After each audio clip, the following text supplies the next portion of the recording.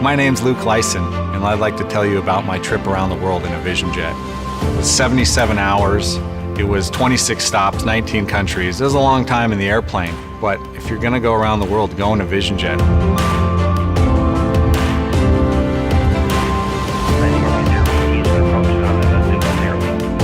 I love going to new places, you know, the adventure of challenge of going to somewhere I've never been before.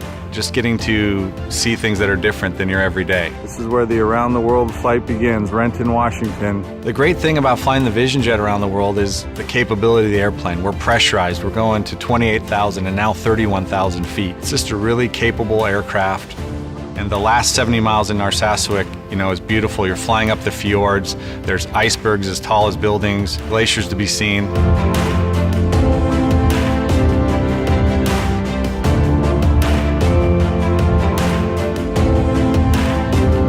We take off from Greece and go to Egypt, Saudi, and Oman, and we're not a pilot in the Middle East if you don't have a pilot's uniform. So here I go. The plane is beautiful, weather looks pretty good, little clouds, but we'll be on top.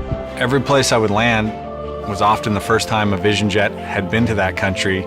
You know, Cirrus does have a good reputation. Oh, the Cirrus, that's the plane with the parachute. Does the jet have the parachute? Oh, how does the jet have a parachute? That's really cool.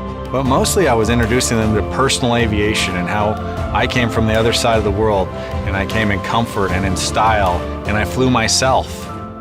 There was a large part of this trip that was going to be a new experience for me, and I wasn't exactly sure what to expect. Everywhere I landed was greeted warmly. When I was in India, had my passport ready. They had no interest in that. They were interested in the airplane, and they kind of asked me if it was okay to take a picture. They got to climb into the cockpit and sit in the pilot's seat and take a picture of themselves, and I can only imagine all the people that then saw those pictures. My favorite part of the trip was probably the experience on the tarmac at Chiang Mai, Thailand. They think I look like Elvis, so doing some Elvis songs. I don't think I look like Elvis. And we're sitting there on the ramp, and this guy pulls out his phone and starts singing Elvis songs to me, you know. And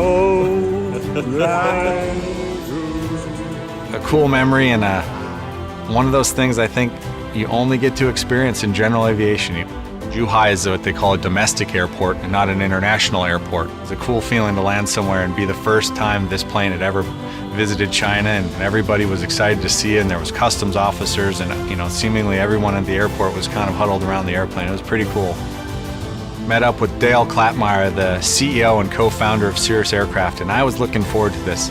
I knew Dale, for 15 years a little bit, but getting to share the cockpit with Aviation Hall of Famer and someone with his background and experience was going to be a real treat. See you guys, bye!